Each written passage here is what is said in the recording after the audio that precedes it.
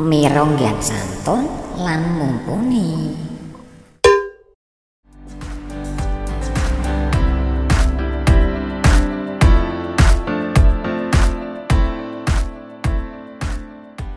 Satu, dua, tiga, ojo gagal meneh kaya wingi-wingi. Ngasih bengi. Assalamualaikum warahmatullahi wabarakatuh. Bismillah, alhamdulillah, wassalatu wassalamu ala rasulillah, la hawla wa la quwata illa billah, amma ba'd. Pemirsa channel YouTube NU Ranting Banyudono yang kita banggakan. Pada kesempatan yang berbahagia ini, mari kita lanjutkan kajian kitab Safinatun Najah.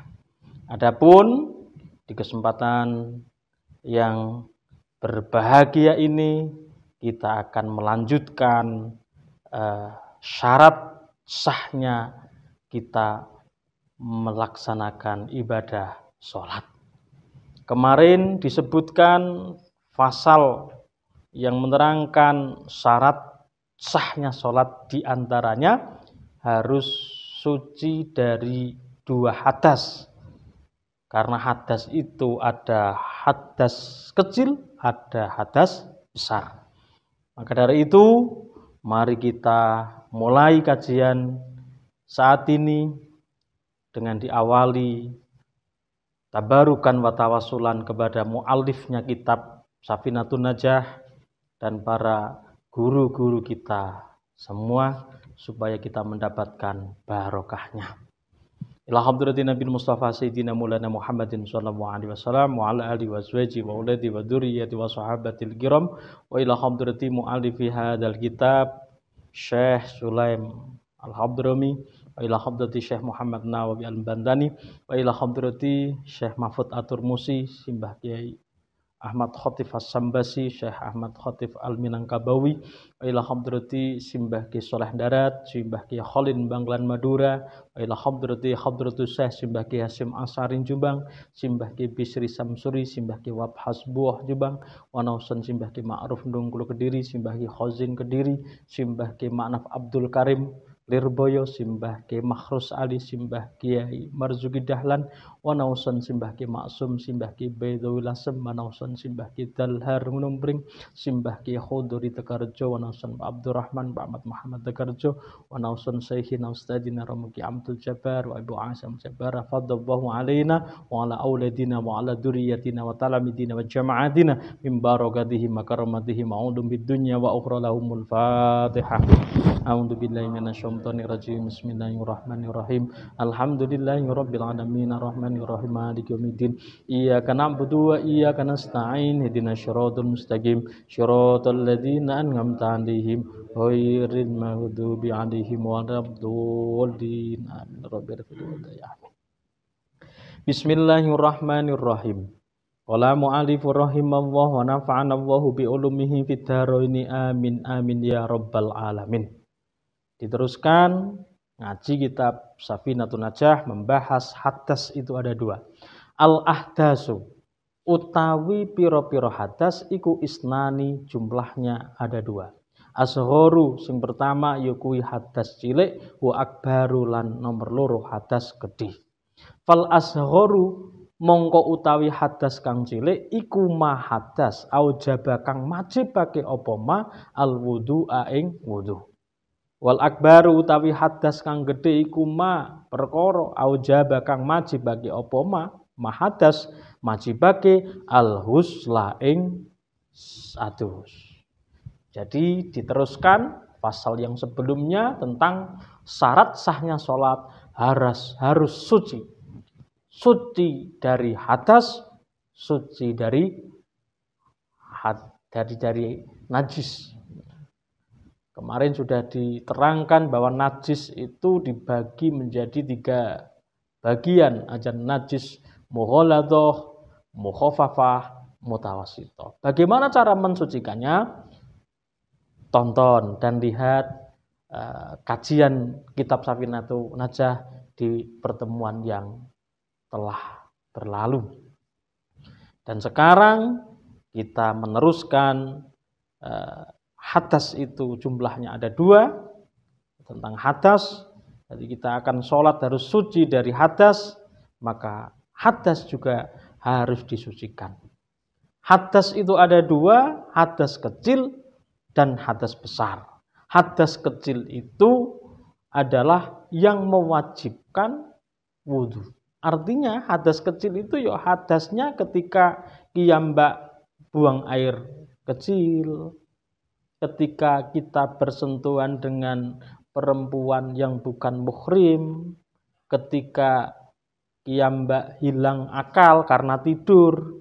Nah, itu hanya mewajibkan wudhu. Itu namanya hadas kecil. Adapun hadas besar adalah hadas yang mewajibkan mandi. Apa itu hadas besar? Hadas besar adalah ketika seorang laki-laki jinabat. Jinabat dari apa? Karena berhubungan suami istri. Telah memasukkan alat vitalnya laki-laki ke perempuan dan mengeluarkan mani. Maka laki-laki tersebut dinamakan mempunyai hadas besar jinabat.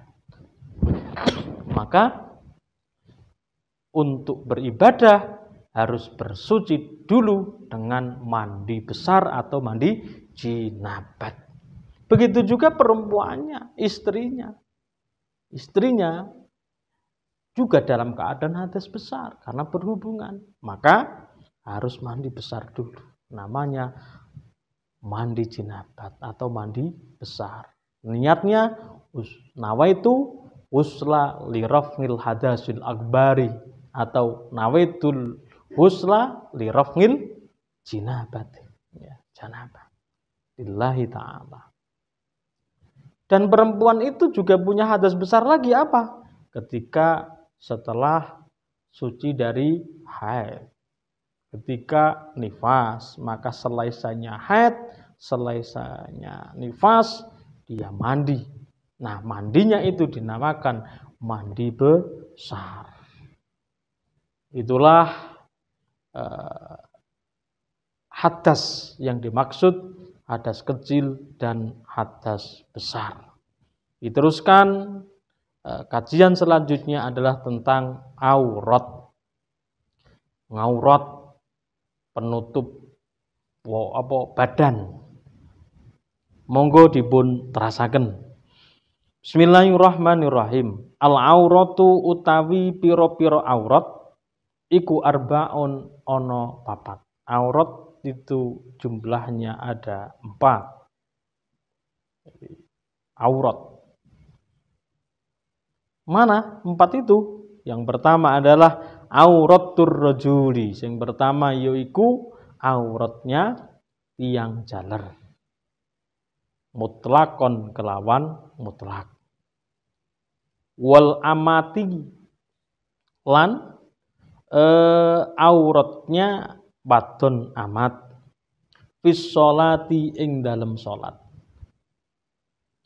Aurat iku ana 4, adapun auratur rajuli auratnya laki-laki mutlakon secara mutlak, wal amati lan auratnya wadon amat fis sholati ing dalem salat iku ma baina surati warubati. Ma enggak badan baina surati ing dalem antarane wudel warubati lan dengkul. Itu auratnya laki-laki ataupun perempuan wadon amat, seorang budak kala dulu. Jadi auratnya hanya dari pusar, dari wudel tekan dengkul. Wa auratul hurrati utawi auratnya wadon merdeka. Wadon merdeka itu perempuan yang tidak terkait dengan perbudakan. Dia orang merdeka, bebas. Fis sholati ing dalem salate iku jamingu badania sekabehane badane hurrah. Wadon merdeka. Masiwal waji kang sakliyane nggauta wajah.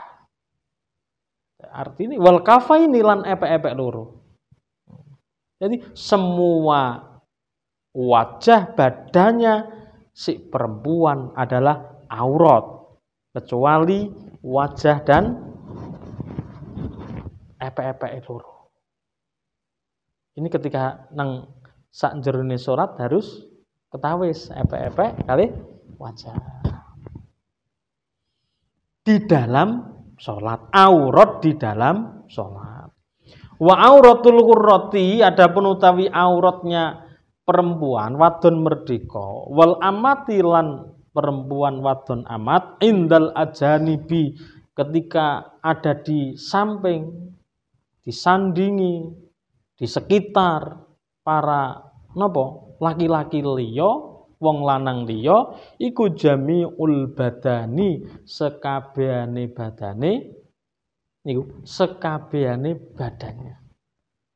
Jadi wong wedok kuwi awit pucuk rambut tekan pucuk sikil dan wadon amat itu semua badannya adalah aurat di luar sholat. Mula zaman saiki kok malah kadang-kadang do pose memamerkan auratnya masing-masing. Itu sudah pelanggaran sekali.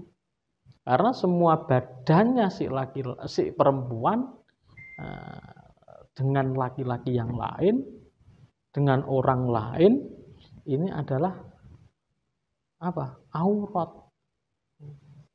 Saya ingin amah do selfie yo. Do pamer. Pamer apa? Pamer aurat.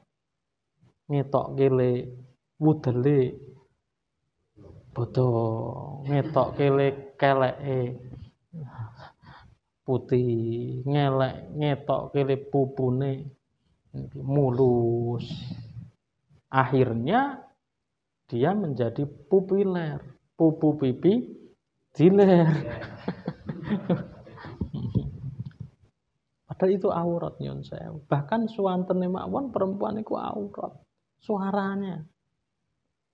Suaranya perempuan itu menggetarkan tuh jenengan jajal. Ketika bersinggungan teleponan wong wedok dia mendesah-desah ngono jenengan wis gemeter. Deg-degan. Wah, ora-ora pikirane. Itulah aurat. Maka harus dijaga betul. Wa inda maharimihima, adapun nalika di samping mahramnya si perempuan dan wadon amat ini, mahram itu saudara, masih sedarah, masih saudara dekat, tunggal bapak, tunggal mbok, itu mahram. Wan nisa'i, dan ketika bersanding, bertemu dengan sesama perempuan, iku ma bainas surati warubati, badan antarane wudel karo dengkul. Artine wong wedok niku nek kisah tunggali dewi wong lanang. Jadi jenengan punya adik perempuan. Punya Mbak Yu perempuan. Itu ketika kiyambakipun ming teko katokan cekak gitu utawa andukan tok, sing penting antarane wudel karo dengkul nggih, dhuwur dengkul ngisor wudel ketutupan kuwi wis padha karo ya wis cukup, pancen aurate seperti itu. Aurate ming antarane wudel karo dengkul. Itu nek ketika bersanding dengan saudara mahram atau sesama perempuan. Sing bahaya nek wong lanang mata keranjang doyanan iki terus bahaya meneh. Maka tetap harus menjaga, harus menjaga. Wong sakniki kejadian-kejadian itu banyak. Banyak terjadi. Bagaimana seorang kakak demeni adin demeni Mbak Yune. Maka ya tetap etikanya harus dijaga aurat ini. Walaupun tidak apa-apa wong kepada datang mahramnya. Itu mahramnya wadon merdeka, wadon amat di samping napa? Mahramnya. Jadi auratnya perempuan merdeka, auratnya wadon amat nang samping saudara-saudaranya adalah bainas surati warukbati, antarane wudul karo dengkul. Sing penting ketutupan. Berarti dhuwur ketok ora apa-apa. Ya tingapunten ya kudune tutupi ya. Itu secara hukum seperti itu. Sudah jelas ya? Auratnya laki-laki, auratnya perempuan.